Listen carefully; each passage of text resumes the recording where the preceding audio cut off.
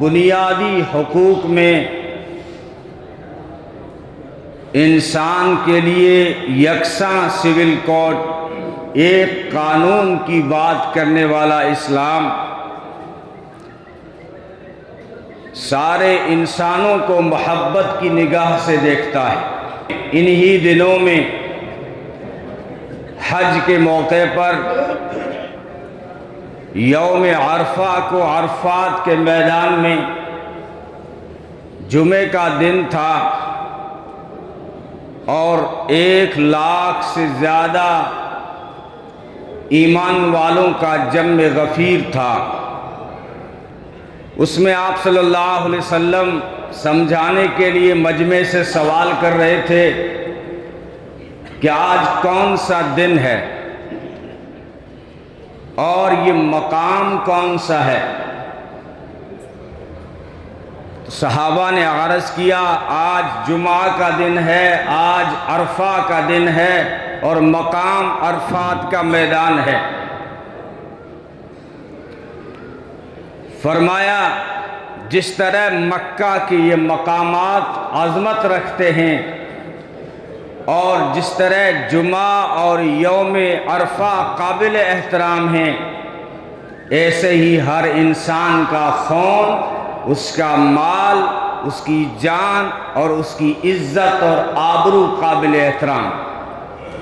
یہ بنیادی حقوق کی بات کی ہے۔ نبی پاک صلی اللہ علیہ وسلم کا جو خطبہ ہے حج کا، یہ اقوام متحدہ انسانی حقوق کی بات کرتے ہیں، ہیومینٹی کی رسپیکٹ کی بات کرتے ہیں، یا مانوتا کے سمان کی جو بات کرتے ہیں۔ اقوام متحدہ نے جو قانون بنایا، اس قانون کی بنیادیں وہی ہیں جس کو 1450 سال پہلے محمد عربی صلی اللہ علیہ وسلم سارے انسانوں کے لیے بتا چکے تھے۔ فرمایا آج کے بعد کسی عربی کو عجمی پر کوئی فضیلت نہیں، کسی گورے کو کالے پر کوئی فضیلت نہیں۔ یہ جھگڑے ہزاروں سال بعد کھڑے ہونے تھے، لیکن نگاہ رسالت دیکھیے، آج یورپین افریقن کو انسان ماننے کو تیار نہیں ہے، باقاعدہ گورے اور کالے کی جنگ چلتی ہے۔ کالے انسان کا مذاق اڑایا جاتا ہے، اس کی توہین کی جاتی ہے۔ تو آخری حج کے خطبے میں اعلان فرما رہے تھے محمد عربی صلی اللہ علیہ وسلم، آج کے بعد کسی گورے کو کالے پر صرف گورا ہونے کی وجہ سے کوئی فضیلت نہیں، صرف عرب جغرافیائی جو نسبتیں تھیں سب ختم کر دی۔ حالانکہ بڑے اونچے مقام ہیں، عظمت رکھتے ہیں مکہ اور مدینہ، لیکن فرمایا صرف مکی اور مدنی ہونا کافی نہیں ہوگا۔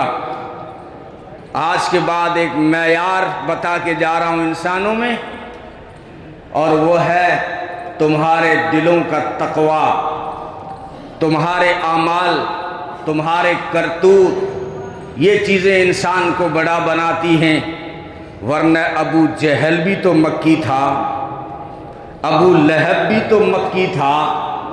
صرف جغرافیائی نسبتیں یا رنگ کا گورا ہونا کہ میں یورپین ہوں، گورا ہوں، گورا ہونے کی وجہ سے تو اعلیٰ انسان نہیں ہو سکتا، اور کوئی کالا ہونے کی وجہ سے وہ کمتر نہیں ہو سکتا۔ انسان کو اللہ نے ایک سے خمیر سے اٹھایا ہے، اس کا میٹیریل مٹی ہے، اور آگ، پانی، ہوا بھی شامل کیا گیا اس میں۔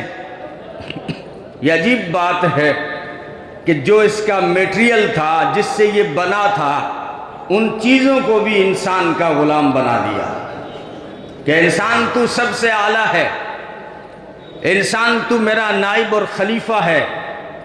میں نے تجھے قابل عزت بنایا ہے، میں نے تجھے عزت دی ہے۔ اللہ کہہ رہے ہیں انسان کو عزت میں نے دی ہے، انسان کو میں نے عزت دار بنایا ہے۔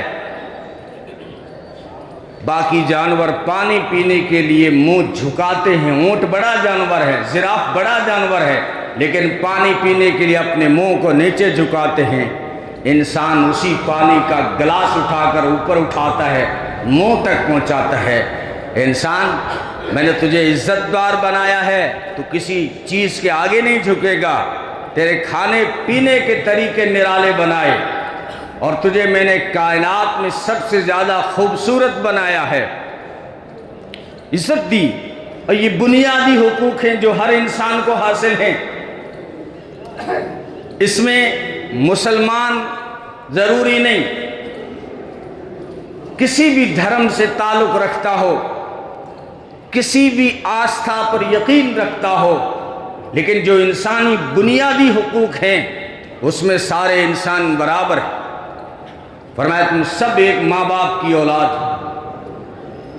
یہ میں نے ہی بنایا ہے، الگ الگ قبائل یا خاندان، یہ میں نے پہچان کے لیے بنائے ہیں۔ جیسے ایک مالی جب باغ بناتا ہے اس میں کئی طرح کے پھول لگاتا ہے، اس کائنات کو جب میں نے سجایا، اگر میں چاہتا تو سارے ایمان والے ہوتے، اگر میں چاہتا تو سارے غیر مسلم ہوتے، لیکن یہ میرا فیصلہ ہے کہ میں نے مختلف انسانوں کو بنایا ہے، تو انسان ہونے کے ناطے تم سب برابر ہو۔ اور اپنے ایمان والوں سے فرمایا کہ اگر تم انسان کی رسپیکٹ نہیں کرو گے، انسانیت کا احترام نہیں کرو گے، تو تمہارا ایمان اور اسلام بھی قابل قبول نہیں ہوگا۔ وہ مومن نہیں ہو سکتا جو خود پیٹ بھر کے سو جاتا ہے، اس کے پڑوس میں کوئی بھوکا انسان رہ رہا ہو۔ بھوکا انسان کہا، مسلمان نہیں کہا، رشتہ دار نہیں کہا، دھرم نہیں دیکھا، ذات نہیں دیکھی، مسلک نہیں دیکھا۔ اگر کوئی انسان بھوکا ہے اور اس کا احترام آپ کے دل میں نہیں ہے، اس کے بھوک کی فکر آپ کو نہیں ہے، آپ تہجدوں میں سجدے کرتے ہیں، لوگ تو آپ کو نیک کہہ دیں گے، لیکن تقدیر لکھنے والے نے فیصلہ کر دیا ہے کہ تم صحیح معنی میں مومن نہیں ہو سکتے۔ اور قسمیں کھا کھا کے فرمایا وہ مومن ہو ہی نہیں سکتا جس کی شرارتوں سے اس کا پڑوسی دکھی ہو۔ انسانیت کا یوں احترام کیا، اتنا قابل احترام انسان کو بنایا۔ فرمایا من قتل نفسا بغیر نفس او فساد فی الارض فکأنما قتل الناس جمیعا، جس نے کسی ایک انسان کو بغیر قصور کے مار دیا، مارا نہیں، ایسی بات کہہ دی جس سے زمین پر فساد پھیل گیا، ایسا اسٹیٹس لگایا واٹس ایپ پر جس سے فساد ہو گیا، یا ایسی پوسٹ شیئر کی فیس بک پر جس سے دھرتی پر فساد ہو گیا، ایسی بات کہہ دی، ایسی بات شیئر کر دی۔ قرآن کہتا ہے یہ اس کا فساد پھیلانا جو ہے گناہ کے اعتبار سے ایسا ہے جیسے اس نے ساری کائنات کو ختم کر دیا، ساری کائنات کے انسانوں کا قتل کر دیا۔ یہ انسانیت کی رسپیکٹ، یہ انسانیت کی عزت ہے۔ او فساد الفرج فکأنما قتل الناس جميعا، قتل الناس جميعا ومن احیاها فکأنما احیا الناس جميعا۔ اگر کسی ایک انسان کی جان بچائی، پانی پلا کر، کھانا کھلا کر، لچنگ سے، ٹارچر ہونے سے، فساد سے اس کو بچایا، کسی ایک انسان کو اگر آپ نے بچایا تو قرآن کہتا ہے یہ ثواب کے اعتبار سے ایسا ہے گویا آپ نے پوری کائنات بچا لی، پوری دنیا کے انسانوں کو آپ نے زندگی بخش دی۔ اس سے اندازہ لگائیے کہ کتنا انسانیت کا احترام کیا جا رہا ہے۔ لیکن انسان کو اگر سے بنیادی حقوق مہیا ہیں سارے انسانوں کو، لیکن جو انسان قیمتی بنتا ہے وہ کون سے جوہر ہیں جب اس میں آتے ہیں تو وہ اس کائنات سے زیادہ قیمتی بن جاتا ہے۔ وہ جوہر ہے، پہلا جوہر تو ایمان کا ہے اور دوسرا جوہر علم کا ہے، کہ ایک ایمان والا ساری کائنات سے زیادہ اس کی نگاہ میں قیمتی بن جاتا ہے، اور اگر علم آ جائے تو پھر جو ہے یہ مسجد الملائکہ بن جاتا ہے۔ فرشتے کیوں جھکے تھے حضرت آدم علیہ السلام کے سامنے؟ پہلے تو اشکال کر رہے تھے کہ اس کا میٹیریل دیکھو، یہ فسادی ہے، یہ فساد مچائے گا، اس کو آپ نے کیوں پیدا کیا؟ آپ کی تسبیح کے لیے ہم کافی ہیں، آپ کی تقدیس کے لیے ہم کافی تھے، عبادت کرنی تھی تو ہم کافی تھے۔ فرمایا میں جو جانتا ہوں وہ تم نہیں جانتے۔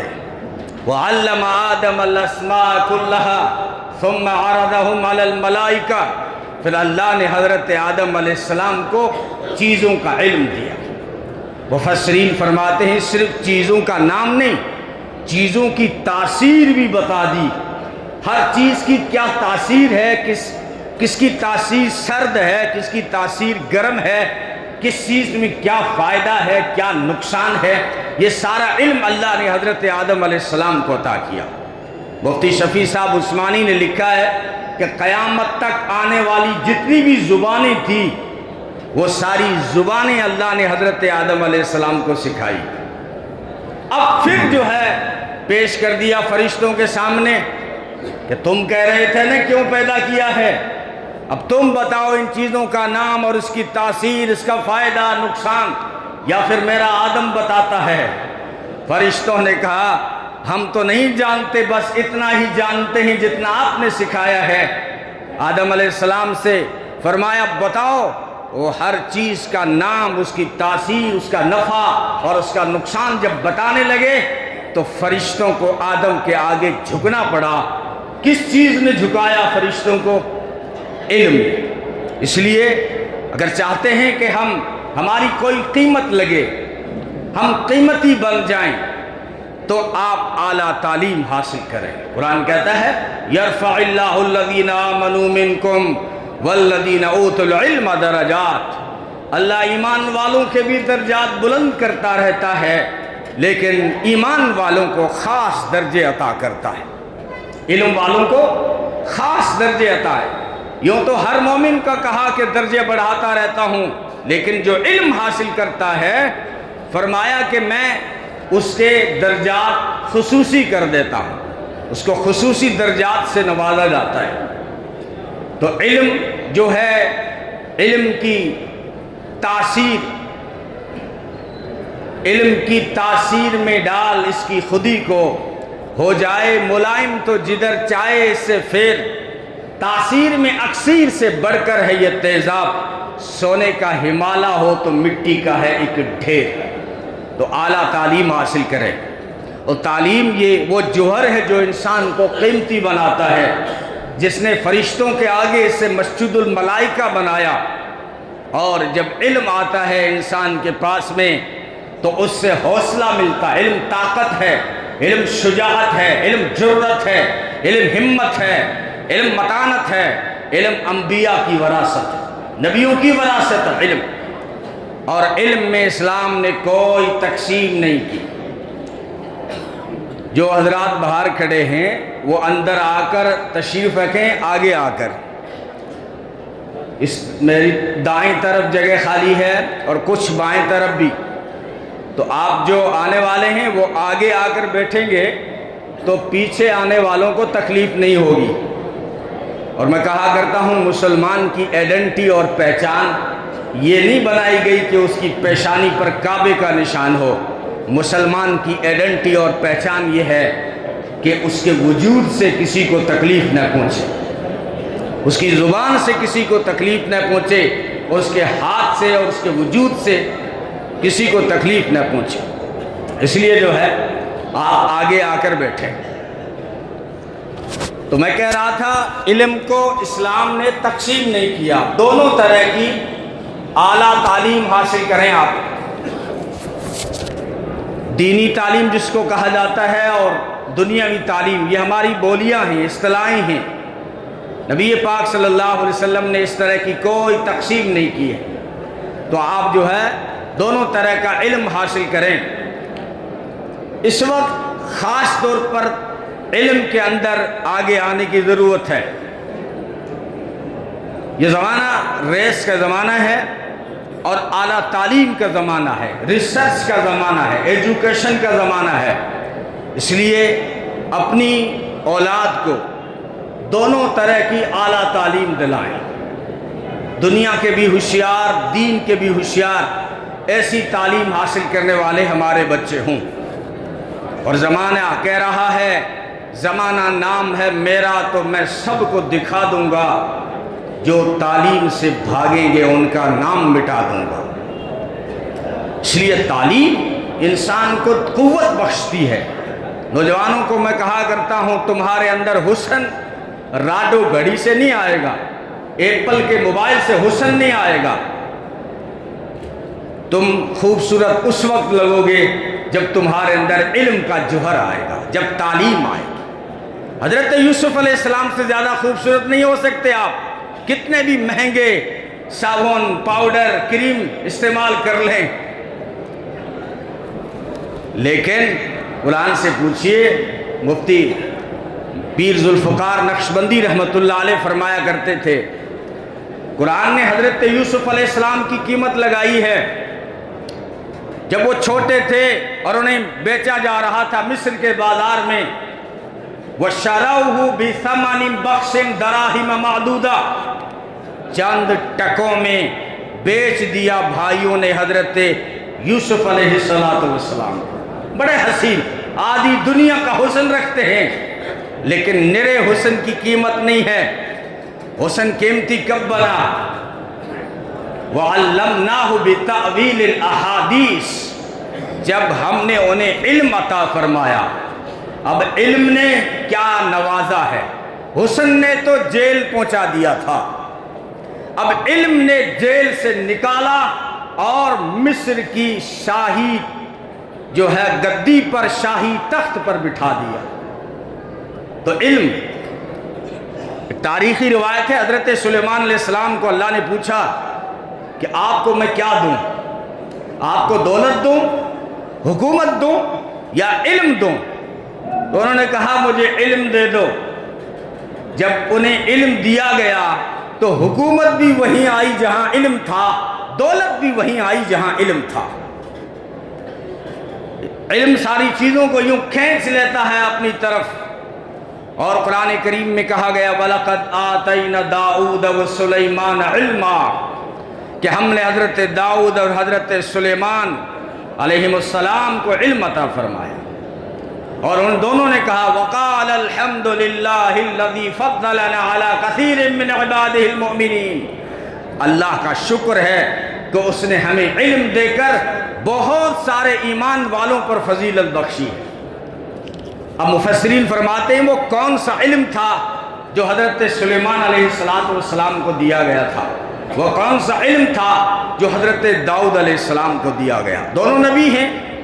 علم شریعت تو تھا ہی، علم کتاب الہی تو تھا ہی، لیکن مفسرین فرماتے ہیں یہاں پر اللہ نے جس علم کی بات کی ہے وہ علم سیاست اور علم عدالت تھا. فیصلے کا علم، یعنی جج بننے کو قرآن علم کہتا ہے، وکیل بننے کو قرآن علم کہتا ہے. آپ اپنی دفاع کے لیے جو چیز بھی، جو ٹیکنالوجی اپنائیں گے اس کو قرآن علم کہے گا. میں دلیل دیتا ہوں. بعض لوگوں نے کہا کہ یہ فن ہے، قرآن نے کسی جگہ کسی علم کو فن نہیں کہا، یہ ان کی خود کی فنکاری ہے. قرآن کہتا ہے وَعَلَّمْنَاهُ صَنْعَةَ لَبُوسٍ لَكُمْ لِتُحْصِنَكُمْ مِنْ بَأْسِكُمْ، فرمایا ہم نے حضرت داؤد علیہ السلام کو زرہ بنانے کا علم دیا تاکہ وہ اپنا دفاع کر سکے، اپنا بچاؤ کر سکے. تو ٹیکنالوجی کا زمانہ ہے. قرآن سائنس کا مخالف نہیں ہے، بلکہ محققین فرماتے ہیں اسی قرآن میں، جس قرآن میں 700 مرتبہ کہا گیا نماز پڑھو، اسی قرآن میں 700 سے زیادہ آیتیں سائنس کو بیان کرتی ہیں اور اس کی مخلوقات میں غور اور فکر اور ریسرچ کرنے کا حکم دیتی ہیں، جس کو سائنس کہا جاتا ہے۔ بہرحال اعلیٰ تعلیم حاصل کریے، لیکن کورے اور کانے نہیں بننا۔ ایسے نہیں کہ آپ دنیا میں ایسے گھسے اور بالکل دین کے کورے، اتحیات بھی نہیں آتی، دعائے قنوت بھی نہیں آتی، نماز بھی نہیں آتی، آپ اچھے انجینئر کہلاتے ہیں، لیکن اگر نماز کا نقشہ نہیں آتا تو آپ مکمل انجینئر نہیں ہیں۔ آپ ڈاکٹر بن گئے، پی ایچ ڈی حاصل کر لی، اپنا علاج کرنا نہیں سیکھا قرآن سے تو آپ پورے ڈاکٹر نہیں ہیں۔ اور جو قرآن حدیث کا علم حاصل کرنے والے ہیں وہ بھی زمانے کے تقاضوں کو سمجھ کر آنے والا وقت اور یہ چل رہا ہے جو زمانہ، اسی طرز پہ آئیے جو ہماری پرانی ترتیب تھی۔ نبی نے پوچھا، بلکہ حکم دیا حضرت زید سے کہ یہود و نصارہ کی زبان کو سیکھو تاکہ ہم ان کے خطوں کا جواب دے سکیں۔ پھر صحابہ میں ایسے لوگ پیدا ہوئے جو فارسی جانتے تھے، جو سندھی جانتے تھے، عبرانی جانتے تھے، سریانی جانتے تھے۔ حضرت عبداللہ ابن زبیر 100 لینگویج جانتے تھے۔ الفارابی ہمارا تھا جو 70 زبانیں بول لیتا تھا، ہمارے اداروں سے نکلا تھا، 70 زبانیں وہ بول لیتا تھا۔ 70 علاقے کی زبانیں بولنا آسان ہے؟ الفارابی غریب تھا، اس کے پاس تو اتنا تیل پیسہ بھی نہیں تھا کہ وہ دیا روشن کر سکے، لیکن بغداد کے شہر میں جب کوئی چوکیدار لالٹین لے کر گھوم رہا ہوتا تھا، اسی لالٹین کی روشنی کے پیچھے چل چل کر اس کی روشنی سے الفارابی پڑھتا رہتا تھا۔ ایک زمانہ آیا کہ وہ دنیا کا استاد بن گیا۔ یورپ کے اندر جتنے بھی علوم ہیں ان سب کے استاد آپ ہیں۔ یہ سارے علوم اندلس اور اسپین سے آئے ہیں۔ اسپین میں کون تھے؟ صحابہ کے شاگرد تھے۔ صحابہ کون تھے؟ محمد الرسول اللہ صلی اللہ علیہ وسلم کے شاگرد تھے۔ اب ہم سست ہو گئے، ہم علم چور ہو گئے، اس لیے کہتے ہیں صبح کا بھٹکا ہوا شام کو واپس آ جائے، اسے بھٹکا ہوا نہیں کہتے۔ اس لیے ابھی بھی زیادہ کچھ نہیں بگڑا ہے، عزم کریے، اعلیٰ تعلیم حاصل کریے، قرآن کا علوم، قرآن کے علوم، حدیث کے علوم، دینی علوم، عصری علوم، زمانے کے علوم، اور زبانیں سیکھیے، انگلش میں مہارت حاصل کریے، سنسکرت پڑھیے، عربی پڑھیے، اردو پڑھیے۔ آپ اعلیٰ تعلیم حاصل کریں گے۔ یہ پنپنے کی باتیں ہیں جو اسلام نے دی ہیں۔ سب سے پہلے وحی میں اللہ تعالیٰ نے نماز کا ذکر نہیں کیا، پہلی وحی میں توحید کا ذکر نہیں کیا، حالانکہ توحید بڑی اہم ہوتی ہے۔ عرب میں بت پرستی عام تھی، پہلا حکم توحید کا نہیں دیا۔ نماز تو 10 سال کے بعد آ رہی تھی، پہلا حکم یہ دیا تھا، اقرا بسم ربک، پڑھ اپنے رب کے نام سے۔ کیا پڑھوں؟ کہ جو چاہے وہ پڑھ، لیکن اپنے رب کی یاد کے ساتھ پڑھنا، پیدا کرنے والے کو مت بھول جانا، اپنے خالق اور مالک کو مت بھول جانا، اپنا انجام مت بھول جانا۔ بہرحال یہ 2 پیغام ہو گئے، ایک تو انسانیت کی رسپیکٹ کرنی ہے، انسانیت کا احترام کرنا ہے، اور دوسرا اعلیٰ تعلیم حاصل کرنی ہے۔ اب وقت مختصر ہے، ایک چھوٹا سا تیسرا پیغام۔ گرمی کا موسم ہے، ہر موسم کے لحاظ سے، ہر وقت کے لحاظ سے نبی پاک صلی اللہ علیہ وسلم نے ہمارے لیے گائیڈ لائن جاری فرمائی ہیں۔ تو گرمی کے موسم کو لے کر نبی پاک صلی اللہ علیہ وسلم نے پانی پلانے کی ترغیب دی ہے۔ بہت زیادہ حدیثیں، بہت زیادہ، لیکن اتنا ہی مسلمانوں میں عمل کم ہے۔ ہمارے غیر مسلم بھائیوں میں یہ بات ہے، وہ پانی پلاتے ہیں، پیاؤ لگاتے ہیں، ٹھنڈے پانی کا انتظام کرتے ہیں، لیکن جس مسلمانوں کے قائد محمد عربی صلی اللہ علیہ وسلم نے اپنی حدیثوں کے ذریعے سے اپنی امت کو جو پیغام دیا تھا، ہم سست ہو گئے، ہم اس پہ عمل نہیں کر رہے ہیں۔ بہت بڑا ثواب ہے پانی پلانے کے اندر۔ حضرت ابو ہریرہ سے ایک روایت ہے، فرمایا کوئی صدقہ پانی پلانے سے زیادہ، کوئی صدقہ ثواب میں بڑھ کر نہیں ہو سکتا۔ حضرت سعد بن عبادہ نے پوچھا، اللہ کے رسول میری ماں کا انتقال ہو گیا ہے، میں چاہتا ہوں کہ میری ماں کے نام صدقہ کروں، کیا کروں؟ فرمایا پانی کا انتظام کر، ٹھنڈے پانی کا انتظام کریں انسانوں کے لیے، چوراہوں پر، ہاسپٹلوں میں، بس اسٹینڈ پر، ریلوے اسٹیشن پر، اور جانوروں کے لیے بھی، جانوروں کے لیے۔ حضرت سراقہ نے پوچھا اللہ کے رسول میں اپنے اونٹوں کو پانی پلاتا ہوں، اتنے میں کوئی دوسروں کے اونٹ آتے ہیں وہ بھی پانی پینے لگتے ہیں۔ فرمایا اللہ کی مخلوق جانور جس کو تو پانی پلائے گا تو تجھے صدقہ کرنے کا ثواب ملے گا۔ جانوروں اور پرندوں کے لیے اپنے مکان کی چھت پر تھوڑا سا پانی ضرور رکھا کریں۔ یہ چڑیا جو ہے اس سے پیاس نہیں لگتی ہوگی، کتنی گرمی ہے اس کا احساس ہو رہا ہے آپ کو، اس لیے جو ہے پرندوں کے لیے بھی پانی کا انتظام کیا جائے، جانوروں کے لیے پانی کا انتظام کیا جائے۔ کتنے بڑے شرم کی بات ہے کہ ہمارے صوبے میں 400-500 گائیں تڑپ کر مر جاتی ہیں، تو ہم مر گئے ہیں کیا؟ اگر جانور پالتے ہیں تو ان کا خیال کیا جائے، گائے کو پانی پلائیں، بکری کو پانی پلائیں، پرندوں کو پانی پلائیں، اور انسانوں کے لیے ٹھنڈے پانی کا انتظام کریں، اس کا بہت بڑا ثواب۔ حضرت عبداللہ بن مبارک فرماتے تھے اگر تمہاری وہ بیماریاں جو ڈاکٹروں کی دوائیوں سے صحیح نہیں ہوتی، اگر تم پانی پلانا شروع کرو گے تو بڑی بڑی بیماریوں کا علاج بھی ہو جائے گا اور بڑی بڑی پریشانیاں بھی دور ہو جائیں گی۔ انہوں نے استدلال میں سوچتا تھا، انہوں نے کہاں سے استدلال کیا؟ ایک دن میری نگاہ پڑی قرآن کے صفحے پر، قرآن میں ایک واقعہ ہے، حضرت موسیٰ علیہ السلام مدین پہنچے ہیں، مصر سے بھاگے ہیں، اکیلے ہیں، تنہا ہیں، ملک سے دور ہیں، بھوک لگی ہوئی ہے، تھکے ماندے ہیں، پریشانی کی کیفیت ہے، لیکن ایک کنویں پر دیکھا 2 لڑکیاں اپنا ریوڑ لیے کھڑی ہیں، تو حضرت موسیٰ علیہ السلام نے ان بکریوں کو اپنے ہاتھ سے کنویں سے پانی کھینچ کر پلایا۔ اللہ نے بھوک تھی اس سے بھی ختم کیا، ہر پریشانی کو اللہ نے دور کر دیا، ساتھی بھی کھڑا کر دیا۔ کسی نے کہا اللہ کی دین کو موسیٰ کلیم اللہ سے معلوم کرو، وہ تو روٹی مانگ رہے تھے، اس نے روٹی پکانے والی بھی دے دی۔ کسی نے کہا موسیٰ سے پوچھو، وہ تو آگ لینے گئے تھے، اللہ نے نبوت دے دی۔